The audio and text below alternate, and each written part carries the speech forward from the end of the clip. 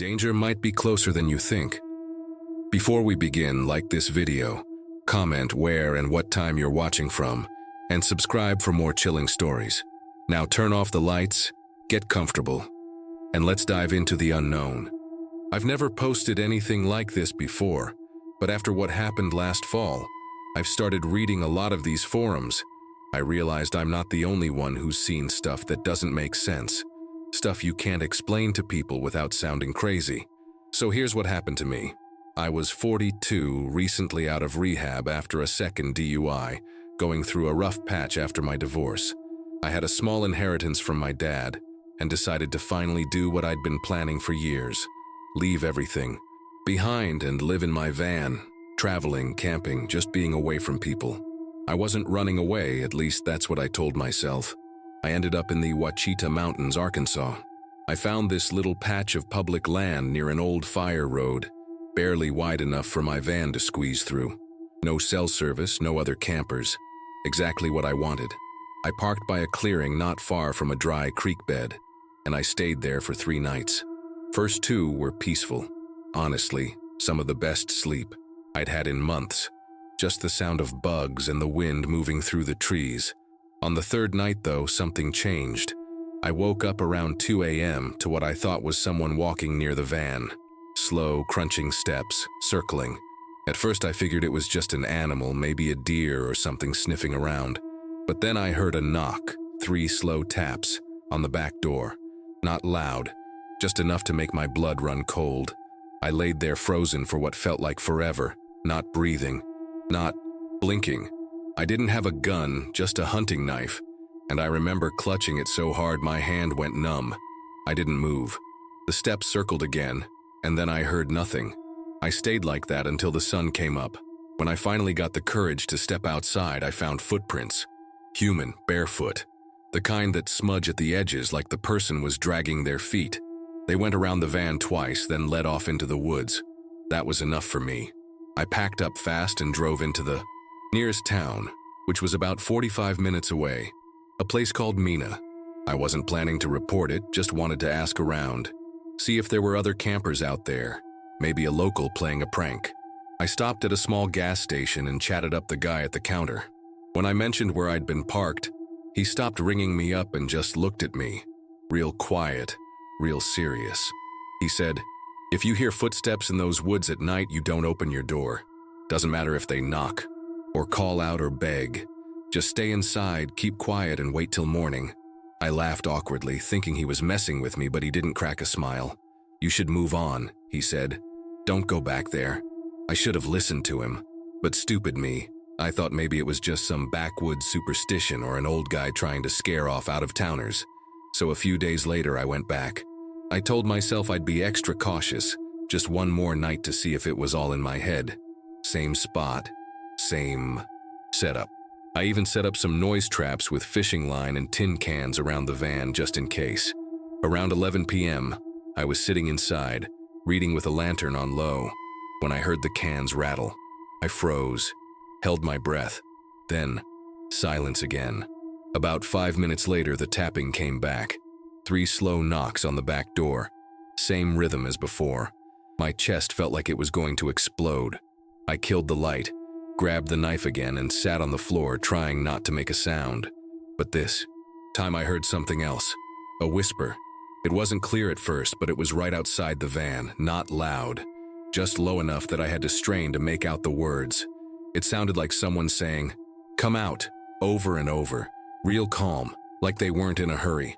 I couldn't move. Every instinct told me if I opened that door, something bad would happen. The whispering kept going for maybe 15 minutes. Then it stopped. Silence again, until I heard the driver's side handle jiggle. That's when I lost it. I lunged forward and started the van. Headlights on, engine roaring, I didn't care who or what was out there. I just drove. Didn't check the mirrors, didn't look back. I drove for miles until I hit pavement again. Slept in a Walmart parking lot with a crowd of RVs that night. Lights on, knife still in my hand. I checked the van in the morning. One of the tin can traps was crushed, like someone stomped it flat. There were smudged handprints all over the back doors. Bare palms, long. Fingers, no shoes. No explanation. It's been months now, and I haven't been back to Arkansas since. I've camped in other places, and nothing like that has ever happened again. But every so often I'll wake up in the middle of the night with that rhythm still in my head. 3 slow knocks. I still don't know who or what was out there that night. Maybe just some sick person playing games. Maybe something else entirely. But here's the thing that keeps me up. I never made a sound. Never even moved. So how the hell did it know exactly where to knock? Story 2. I wasn't even supposed to be out there that weekend. My buddy Cale had planned a short camping trip near Greer's Ferry Lake, and I tagged along last minute to get out of the house. I was between jobs, things were tense at home, and I figured a couple nights with a tent and a campfire might help clear my head. We hiked out a few miles past the designated campsites and found a quiet spot near a small inlet. It was perfect. Nobody around. A nice view of the water, and plenty of dry wood for the fire. Cale had done this a lot more than me, so I mostly followed his lead. We got there late Friday afternoon and planned to head back by Sunday morning. Things were normal the first night. Actually, better than normal. The temperature dropped just enough to make the fire feel good, and the stars were ridiculous. I remember thinking how quiet it was. No cars, no people, not even many animals, just the occasional splash of fish in the lake. The next morning, Cale filled our bottles from a small creek that fed into the lake. He even joked, "This is the real deal, man. Nature's Gatorade." I didn't think twice. We were miles from any pollution, and he said he'd done it plenty of times. We didn't use filters, just drank it straight. And that's when things started to get weird. By late afternoon, Cale was acting off. He kept zoning out, staring into the tree line like he was listening to something. At one point, I asked if he was all right. He kind of laughed it off, said the silence was playing tricks on him. But a few hours later, it was more than that. He got real jumpy, said he thought he saw someone standing on the ridge across the creek just for a second. I looked and didn't see anything. He wouldn't let it go, though, kept checking the same spot over and over like he expected someone to be watching us. I figured he was just a little dehydrated or maybe not used to being so disconnected. That night was rough. We stayed. Up late by the fire, mostly because he refused to sleep. Said he was hearing things moving in the woods. I didn't hear anything, but I couldn't relax either. Around 2 a.m., I woke up to Cale rummaging through our bag, mumbling to himself. I asked what he was doing, and he just whispered, "I don't think it was water." He looked pale and sweaty like he had a fever. I tried to calm him down, told him we'd hike back first thing in the morning and maybe see a doctor. He wouldn't sit still, just paced around the tent with a flashlight, shining it at the trees, muttering about someone being out there watching. I must have dozed off at some point, but not for long. I woke up just before dawn, freezing and disoriented, and Cale was gone. His boots were still there, which made 0 sense. I grabbed the flashlight and started calling his name, checking around the camp and down near the water. After maybe 10 minutes of shouting into the woods, I heard branches snapping, fast like something running, then silence. A few seconds later, Cale stumbled back into the clearing from the opposite direction, barefoot, covered in mud and scratches. His eyes were wild. He didn't say anything, just sat down by the fire and stared into it like he wasn't really there. When the sun came up, I packed everything. I told him we needed to go, and he didn't argue. The whole hike back, he didn't speak. He kept turning around like he was expecting something to follow us. When we finally got to the car, he refused to sit in the front seat, just crawled into the back and curled up like a kid. I drove straight to an urgent care clinic in town, but as soon as we pulled into the lot, he told me not to take him in. Said they wouldn't believe him. That phrase stuck with me because I hadn't asked him anything yet. I still don't know what he meant. Later that week, I started doing some digging online and found out there'd been illegal dumping near that part of the lake in the early 2000s. Chemicals from an old treatment facility up the river. The cleanup was supposedly finished, but there were still warnings in some forums saying not to drink untreated water, even from the streams. Cale never went to see a doctor. He quit his job 2 weeks later and moved in with his cousin in Texas. Last time I talked to him, he said he still hears things sometimes, especially when it rains. I haven't been back to that area since, and I don't plan to. I know it might sound like a stretch.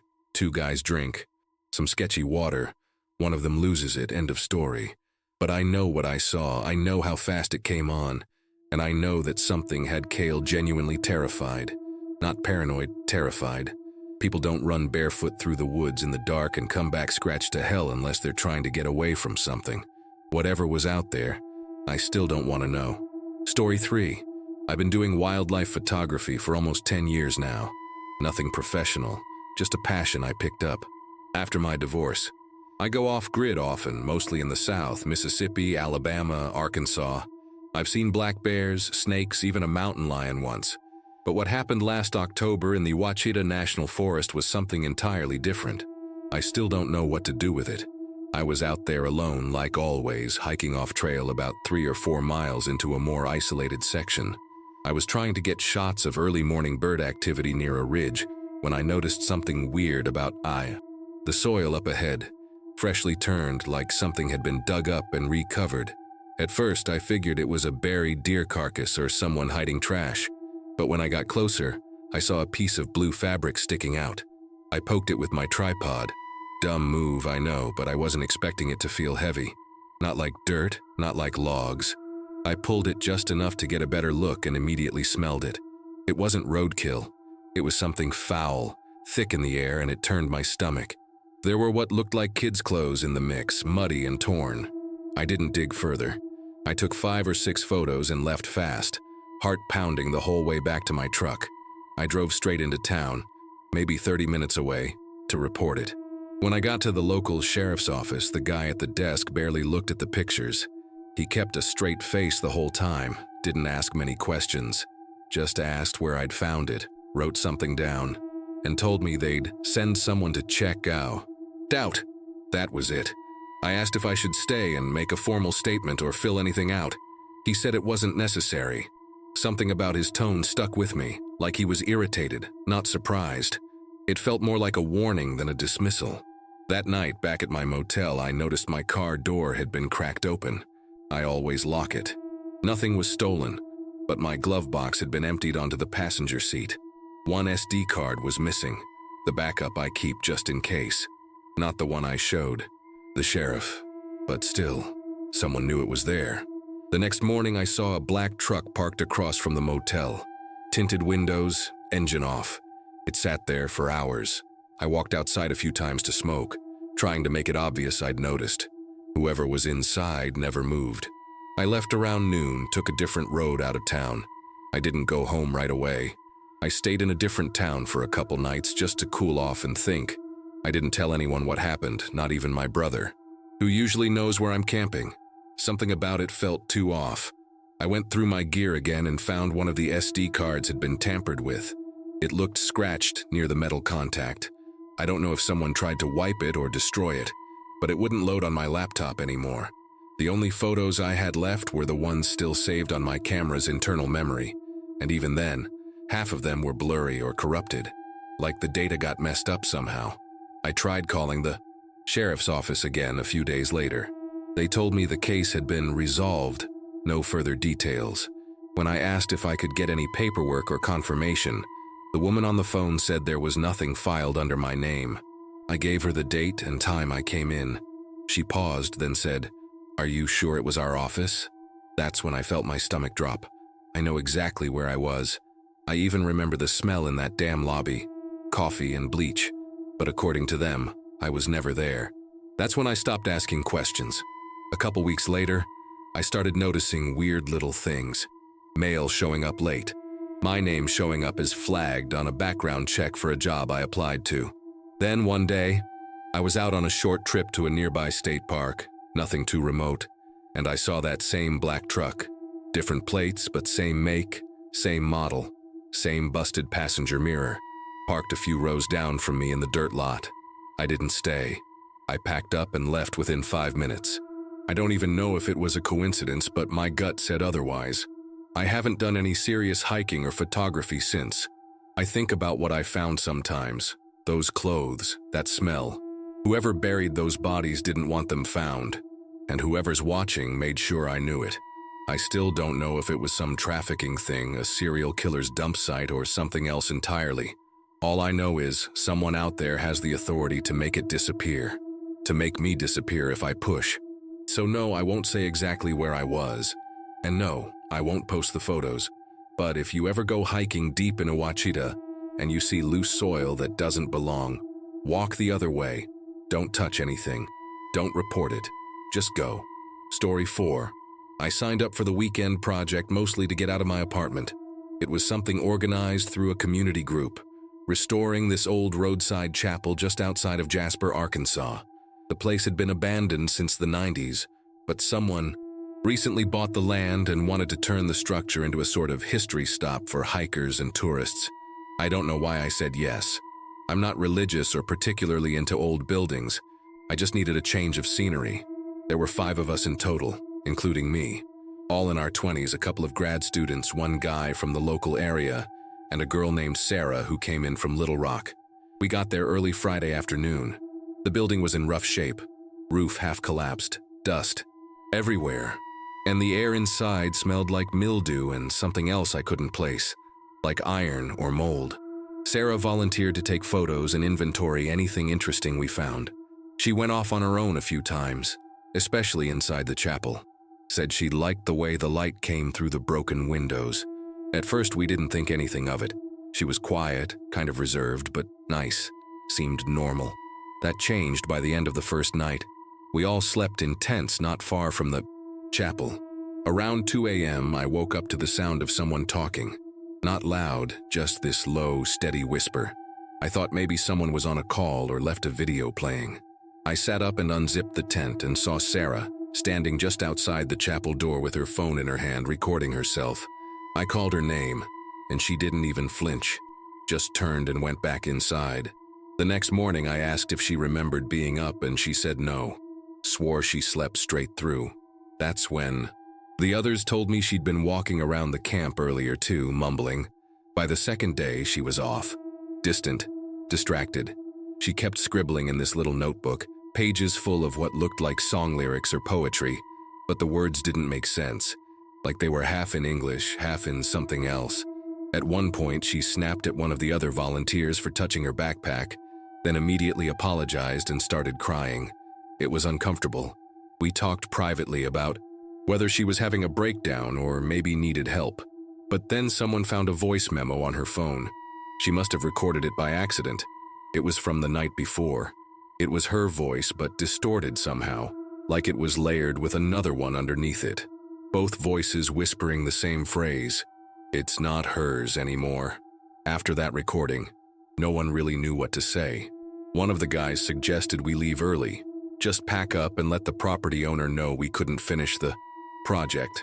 But Sarah was nowhere to be found that morning. We called for her, checked the chapel, the woods nearby, even walked out toward the trailhead thinking maybe she needed air. We found her eventually, sitting inside the pulpit area, barefoot, eyes closed. Her notebook was open in her lap and she was humming something tuneless, over and over. When we tried to talk to her, she opened her eyes and asked us why we were in her space. Then she laughed like it was some kind of joke, but her face didn't match the sound. Something about her expression didn't look right. We helped her back to camp and convinced her to eat something. She barely spoke the rest of the day. That night, nobody slept. Every hour or so, we heard footsteps circling the tents. Once we heard breathing right outside the nylon. Slow, steady breathing. But when we unzipped the flap, no one was there.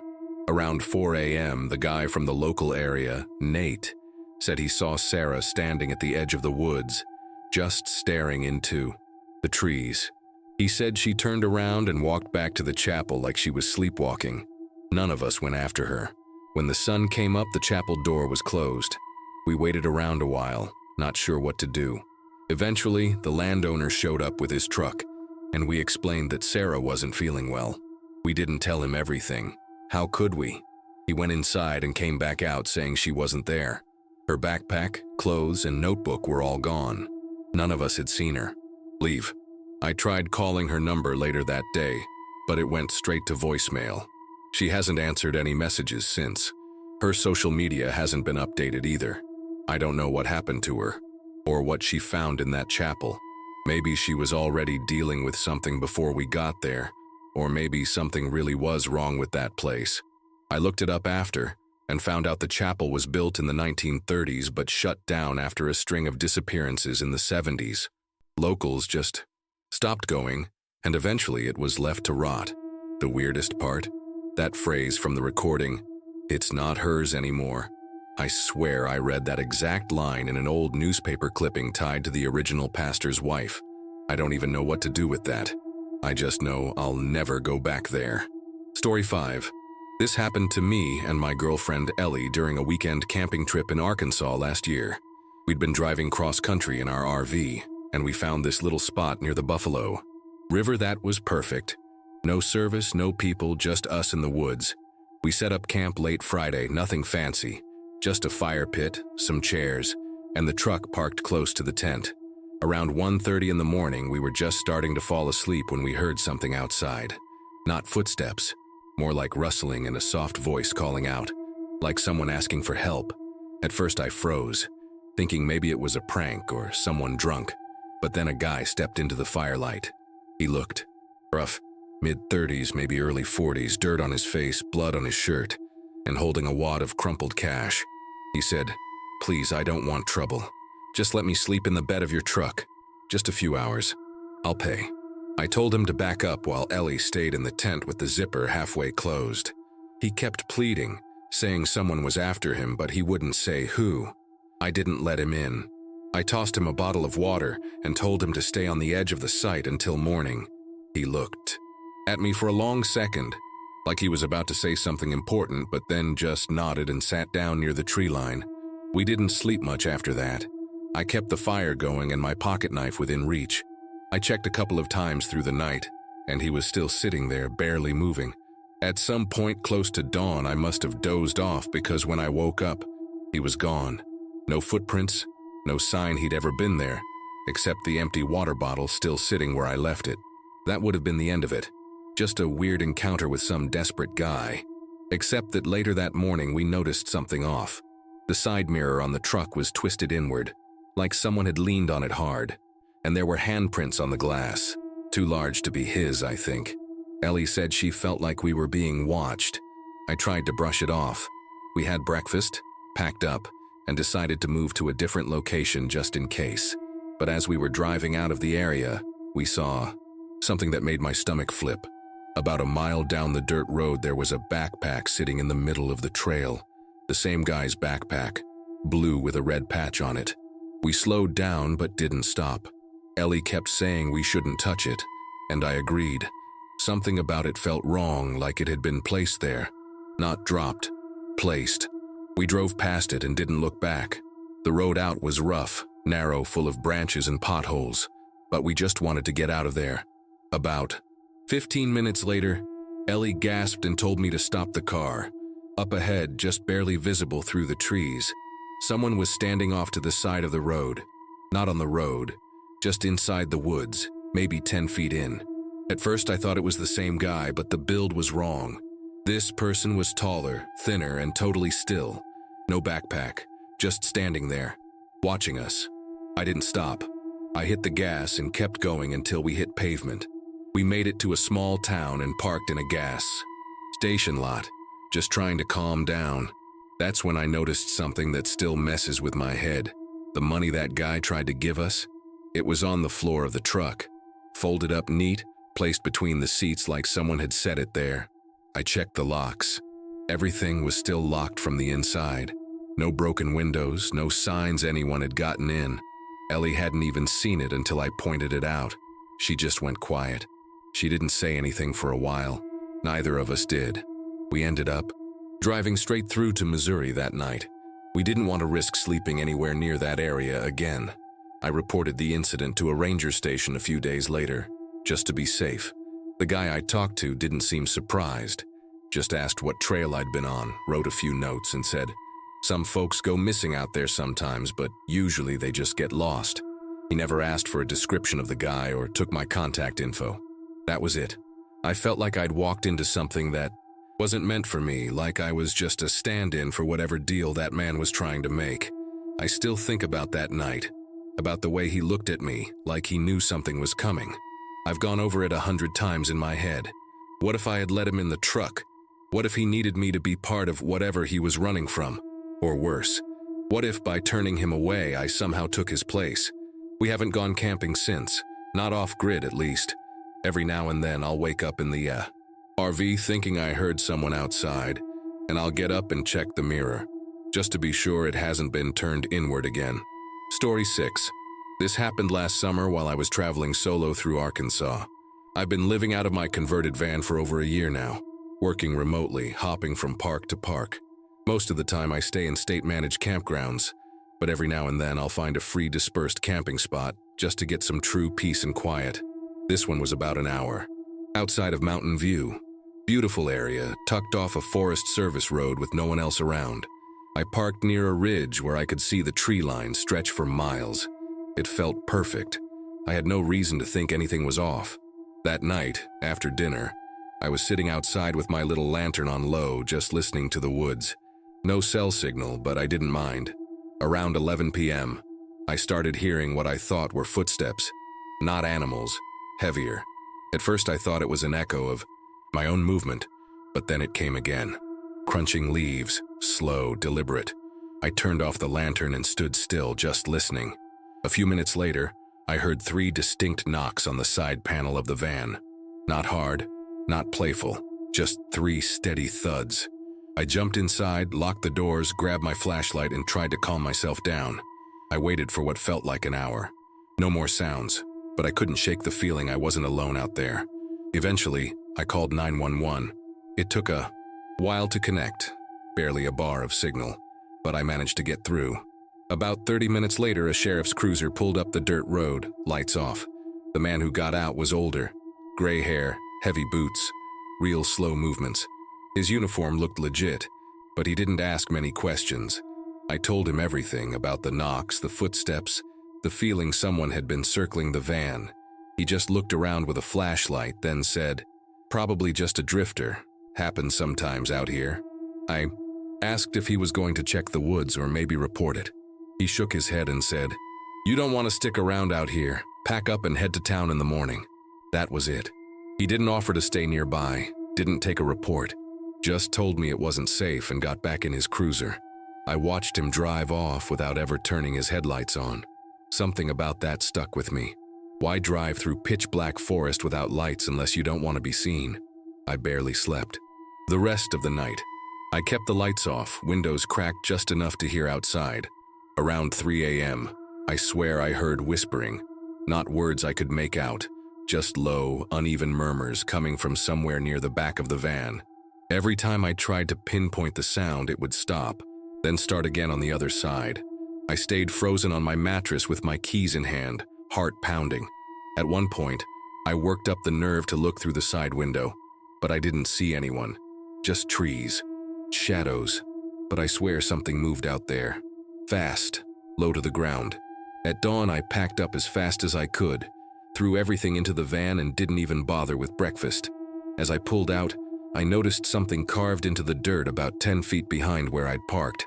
It looked like a circle with 3 slashes through it. Not huge, maybe 2 feet wide, but it hadn't been there the day before. The weird part? The area around it was completely undisturbed. No footprints, no tire, tracks.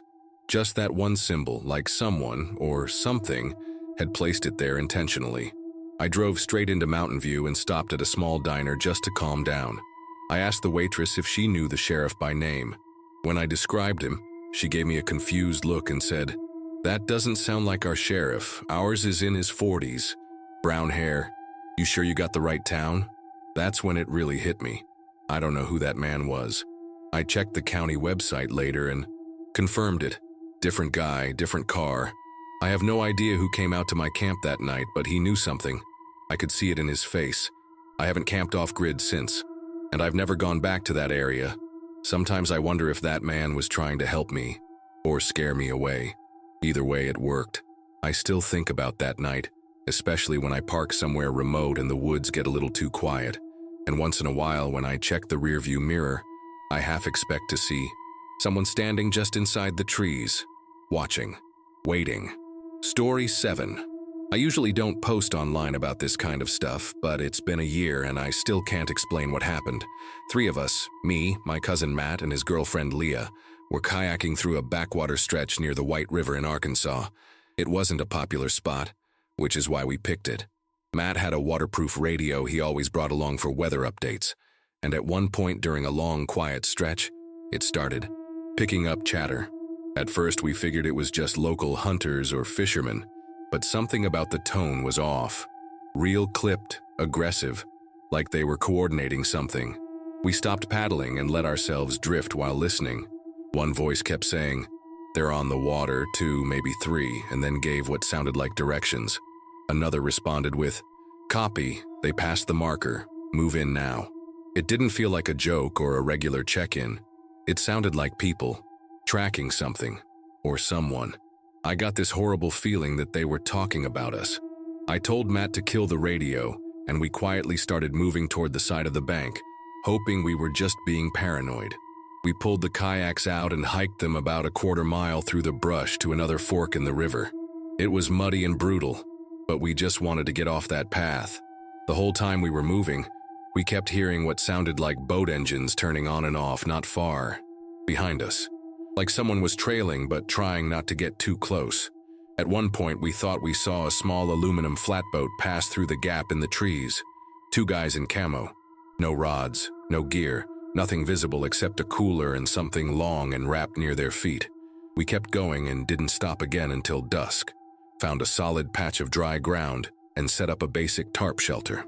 Leah was quiet the whole time. She said she felt like someone was still nearby, just watching. I agreed. Matt kept trying to stay logical. Maybe it was just locals out hunting pigs or doing night fishing. But I could tell even he was spooked. That night, we didn't start a fire. We just ate energy bars in the dark and kept our lights off.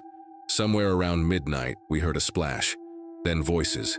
Not loud, not yelling, just low, deliberate talking coming from across the water.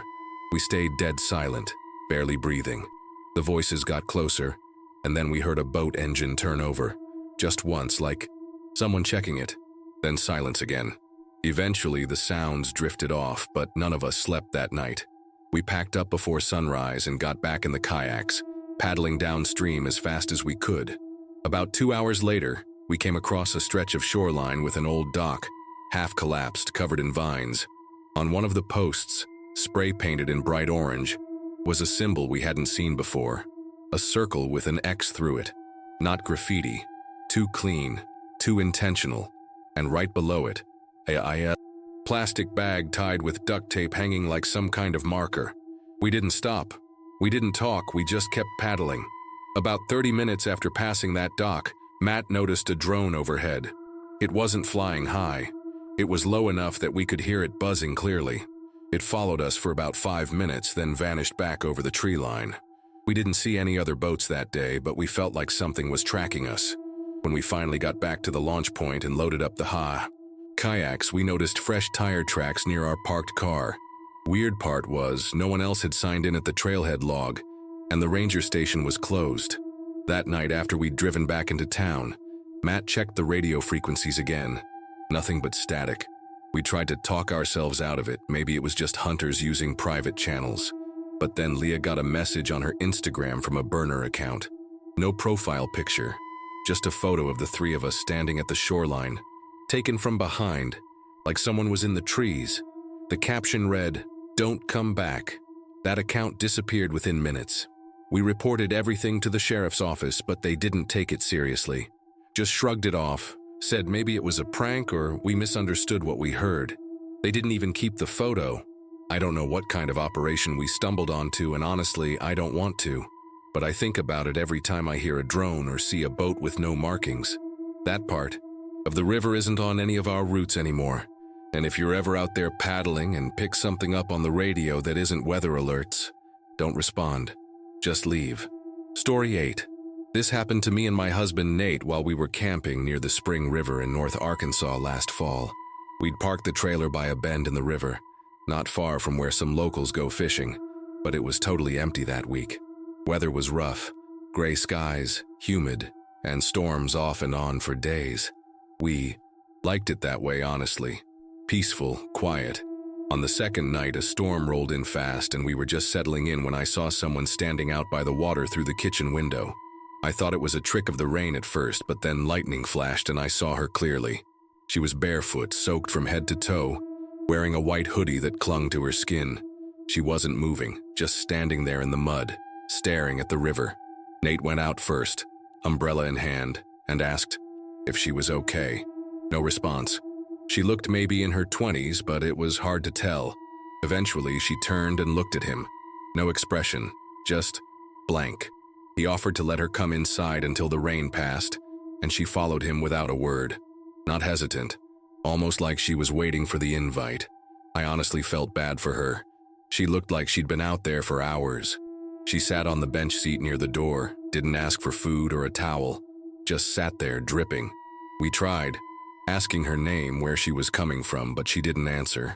Her lips were cracked and pale. Nate handed her a blanket and she finally reacted, took it and wrapped it around herself slowly, like she was learning how to move. We thought maybe she was in shock or had been lost. It was a long stretch of river with no houses nearby. Around midnight, she was still awake, just staring out the window. We both ended up falling asleep in the bed across from her. When I woke up around 4 a.m., the trailer was dead silent. I looked over and the bench was empty. The blanket was folded, bone dry. The door was locked from the inside. Nate was still out cold. I opened the door and checked outside, but there were no footprints in the mud. None. Just the rain still coming down and the river louder than usual. I was confused, but figured maybe she left quietly and the rain washed out her tracks. Still, it didn't make sense. She'd have had to open the door and relock it from the inside somehow. That's when I noticed something that really freaked me out. Her shoes were still by the door. The shoes were wet, muddy, and definitely hers. We hadn't moved them. I stood there for a good minute trying to make sense of it. I didn't want to wake Nate, but I couldn't shake the feeling that she hadn't actually left. I checked the bathroom, under the bed, even opened the cabinets like an idiot. Nothing. Still, something about the air felt off. The trailer felt colder than it should have been with the heat on. I went to turn on the lights, and that's when I realized the switch wasn't working. None of the lights were. The battery was fully charged the night before, and then I heard a thud on the roof, soft, but definitely there. I stood completely still, staring up, waiting to hear it again. Another thud, heavier this time, like someone shifting their weight. I grabbed Nate's shoulder and whispered his name. He woke up groggy, confused, but when he sat up and heard the third sound, like dragging, across the roof, he was fully alert. We didn't go outside. We just sat there in the dark, listening, not saying a word. Eventually, it stopped. No footsteps, no more sounds, just the rain. At sunrise, Nate went out to check, and there were no signs of anyone. But the roof had long, muddy smears across the top like something, or someone, had been crawling. We packed up fast and drove straight to a campsite with people and lights and a functioning office. We talked about it a little on the drive, but it was like we didn't want to dig too deep. Part of me kept thinking it was all just a mix of stress, the weather, and the weirdness of finding someone out there alone. But that theory collapsed a few days later. We'd driven north, stayed at a busy RV park, trying to get back to normal. One morning I woke up and found a single wet footprint on the trailer floor, right in front of the bench. Just one, bare, facing the window. We haven't gone back to Arkansas since, haven't camped near rivers. Either, I never saw her face again, but I still think about her, standing there in the rain, waiting. I don't know who she was or how she vanished without a trace. I just know that for the first time in all our time on the road, I felt like we'd invited something in that shouldn't have been allowed. Story 9. I was part of a small YouTube channel that used to focus on weird local legends and true crime stories. We weren't huge, but we had a steady following. Last summer, we decided to do an episode on a family that vanished near an old fishing lodge on the edge of a lake in northern Arkansas. The case was cold, happened back in '98. No bodies, no suspects, just an abandoned SUV found near the shore. The place had been closed to the public for years, but we found a back way in through a boat ramp that wasn't maintained anymore. It looked perfect for the type of eerie, forgotten vibe our audience loved. There were 4 of us. Me, my friend Jonah, who handled the drone shots, and a couple, David and Tasha. who did most of the hosting and voiceovers. We camped out in a clearing near the lodge and started filming right away.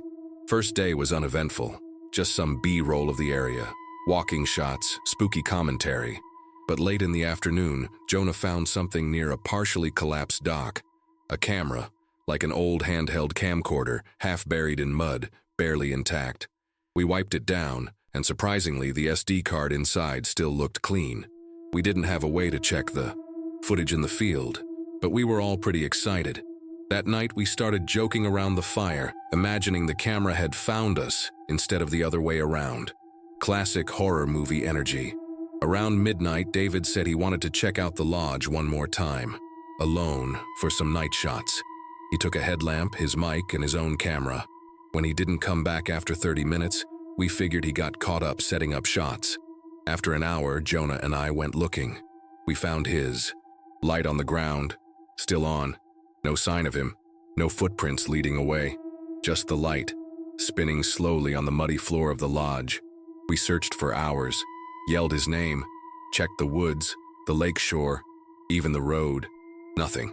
Tasha was shaking. She kept saying he would have answered if he heard us. Eventually, around 3 a.m., we went back to the tent and waited for daylight. We had 1 bar of service, enough to call 911. A local deputy met us at the trail entrance the next morning, but everything after that just got off.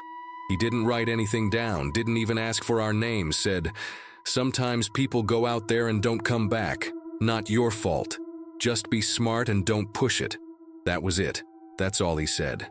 We turned over the footage from the camcorder to the deputy, thinking maybe it would help. He said someone would take a look and call us. That call never came. A week later, when I checked in with the county office, they had no record of our report. No case file, nothing.